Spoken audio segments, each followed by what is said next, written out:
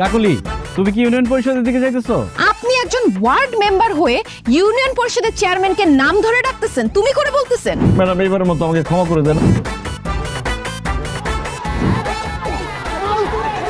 গ্রামবাসী, আপনারা সবাই শান্ত হন। রিলিফের চাল কে চুরি করছে সেটা আমরা জানতে পারছি। চোরের বাচ্চা, চোরের নাম তাড়াতাড়ি বলেন। 2 নাম্বার ওয়ার্ডের মেম্বার বশির হাওলাদার। ম্যাডাম, আমার একটা রোগ আছে, ঘুমের মধ্যে হাঁটি, ঘুমের মধ্যে চুরি করি। আমার মনে হয় আমি এটা ঘুমের মধ্যে করে ফেলাইছি ম্যাডাম।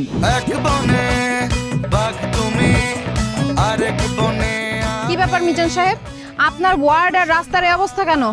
আমি ওই ওয়ার্ডের মেম্বার হইলেও এই রাস্তার কাজের টেন্ডার পাইছে এই বসি সাহেব।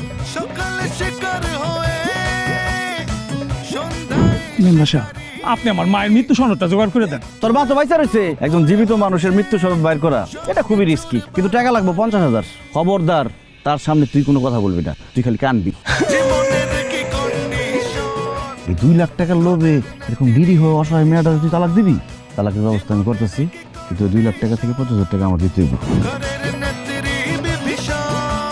আপনার স্বামী জীবিত আছে, তারপর আপনাকে বিধবা ভাতা নেওয়ার জন্য কে পাঠাইছে? ওই বসের মেম্বার।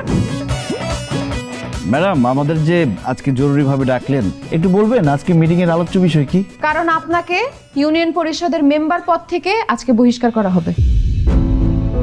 কেন যে আমার বউরে চেয়ারম্যান বানাইতে গেছিলাম, আপনারা আমার একটা বুদ্ধি দেন। ম্যাডাম রে প্রেগনেন্ট বানাই দেন। তোমার তো আজকে খুব সুন্দর লাগতেছে, ইচ্ছা করতেছে তোমার সাথে প্রেম করি, তোমার ভালোবাসি।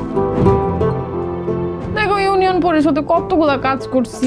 বাড়িতে আসার পর থেকে তুমি থালা বাটি কতগুলো কাপড় চোপড় ধোয়াইলা, রান্না বান্না করে তোমার খাওয়াই পর্যন্ত দিলাম। আমার এখন আর শরীরে কুলাইতেছে না, আমি পারবো না। এটা আপনার বউ না আপনার শত্রু? কিভাবে জনগণের সামনে আপনার বেজ্জতি করে গেল? তুই আমার বউ, তুই চেয়ারম্যান, আমি মেম্বার। মানুষ সেটা নিয়ে আমার আজে বাজে কথা কয়, সারাক্ষণ আমার শরম দেয়। সেজন্য আমি চাই না তুই চেয়ারম্যান থাক। কালকে তুই চেয়ারম্যান পদ থেকে পদত্যাগ করবি। জনগণের লগে আমি এত বড় বেইমানি করতে পারুম না, আমি পদত্যাগ করুম না।